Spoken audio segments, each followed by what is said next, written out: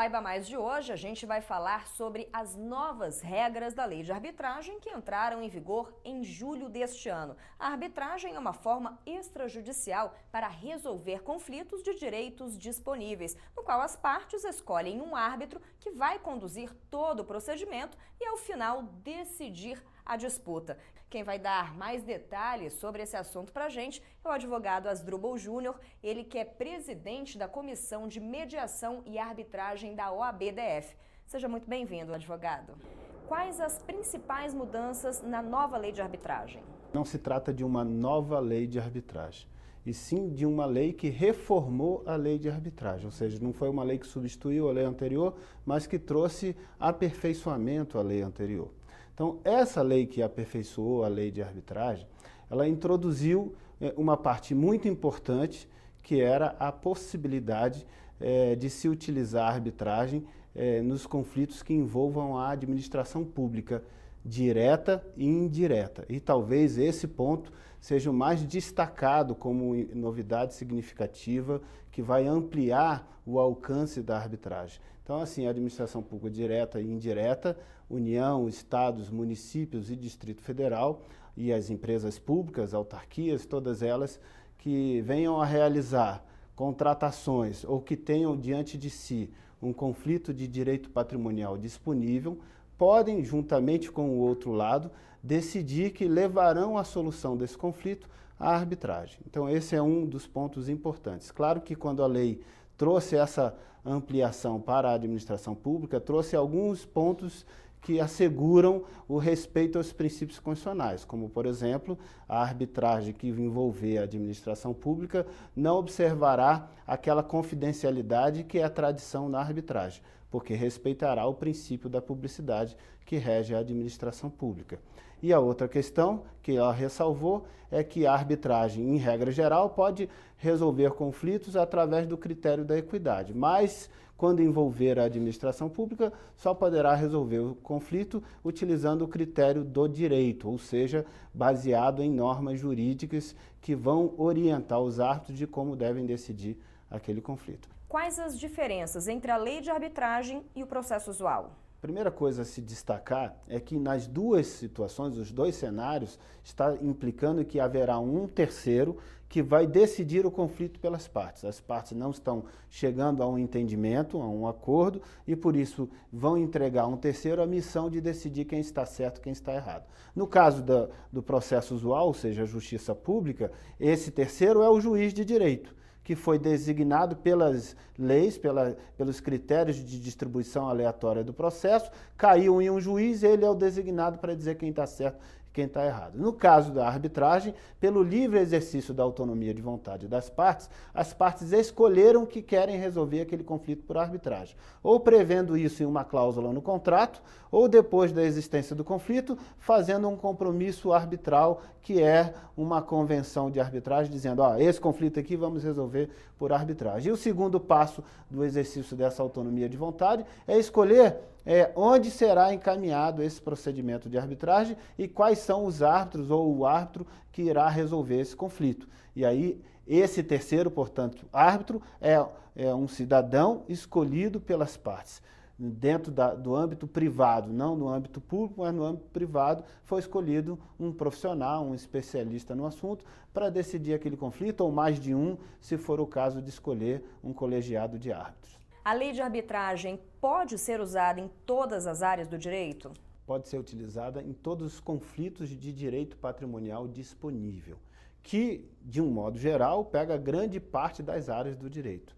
Mas algumas áreas têm restrições claras, como, por exemplo, a área penal, porque o jus puniendi é uma coisa exclusiva do Estado. Só o Estado pode exercer o jus puniendi, o direito de punir um cidadão que tenha praticado uma infração penal. Outra área que tem restrições claras é a área de família, no que concerne não à divisão de patrimônios, mas no que concerne a direitos indisponíveis, como, por exemplo, a separação, o estado civil das pessoas, a separação, o divórcio.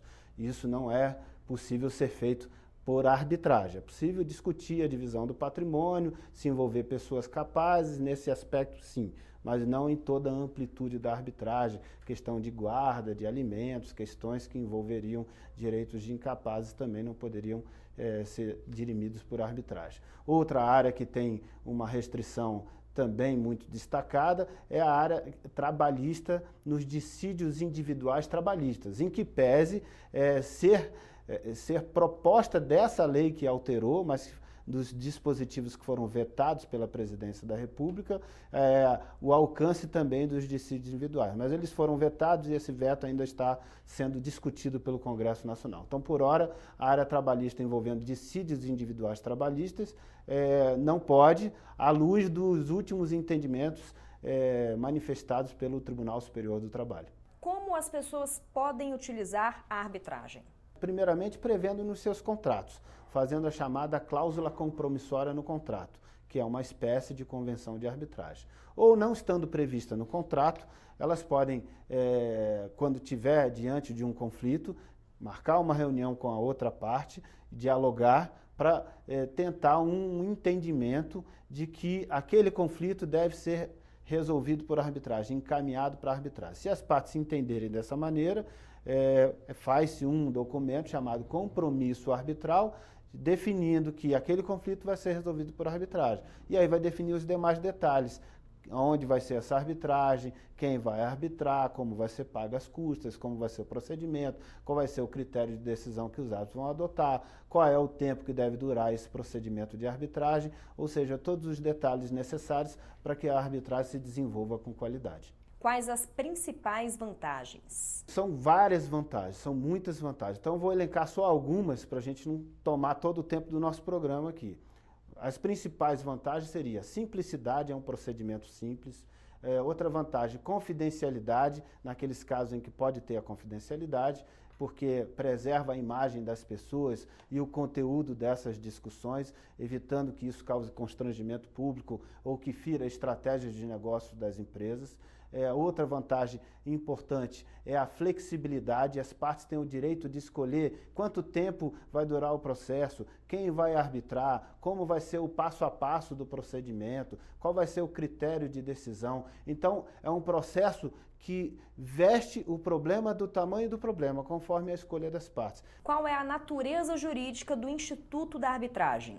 A natureza jurídica do Instituto da Arbitragem sempre foi muito discutida e controvertida no início, mas o que se estabeleceu hoje, de uma maneira já pacífica, é de que ela é jurisdicional. Ela é contratual na origem, porque as partes estão contratando o caminho da arbitragem, porque querem, por escolha própria, mas ela é jurisdicional no resultado, porque ela entrega às partes uma decisão que é válida como se fosse a sentença de um juiz público, que é título executivo judicial e que decide o conflito de maneira definitiva e irrecorrível, ou seja, prestando efetivamente uma jurisdição. Por isso tem natureza jurisdicional, o que é perfeitamente aceito na legislação, inclusive no novo Código de Processo Civil que vem por aí. Quais são as regras utilizadas na arbitragem? Dentro daquela característica que nós falamos da flexibilidade que a arbitragem tem, as regras são aquelas que as partes escolheram. As partes vão escolher o procedimento de arbitragem, o passo a passo da arbitragem. Claro que esse procedimento tem que respeitar princípios mínimos, como o do contraditório, por exemplo, do tratamento isonômico das partes, tem que dar tratamento igual às partes, tem que dar contraditório. Então, respeitando princípios mínimos, eles podem desenhar o fluxo do processo da maneira que for conveniente a eles. E é isso que assegura que a arbitragem tenha a solução do tamanho certo do problema e da complexidade desse problema. Um tamanho GG para um problema GG, um tamanho PP para um problema PP. Como funciona a Câmara de Arbitragem?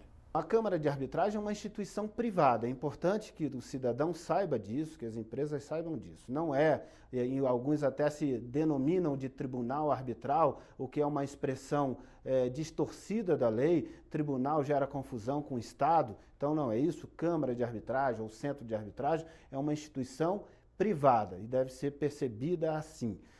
e é naturalmente regida pelas leis da oferta e da procura, pelas leis de mercado, submetida às regras de qualquer empresa, os que tem que se organizar, ou sociedade civil, ou sociedade mercantil, então regida segundo as leis estabelecidas para essas sociedades, e ela vai então funcionar como um centro em que as partes vão procurar esse centro e vão falar, nós temos um conflito, queremos resolver esse conflito. Aí esse conflito vai ser administrado por essa Câmara, mas decidido pelos árbitros escolhidos pelas partes, que podem ser árbitros que compõem a lista que a Câmara oferece e que dessa lista eles escolham alguns nomes, ou árbitros de uma lista que não estejam na lista, ou seja, nomes externos à Câmara que as partes escolheram e que vão decidir lá na Câmara, num procedimento administrado, controlado pela Câmara, mas decidido com plena liberdade de convicção pelos árbitros escolhidos pelas partes.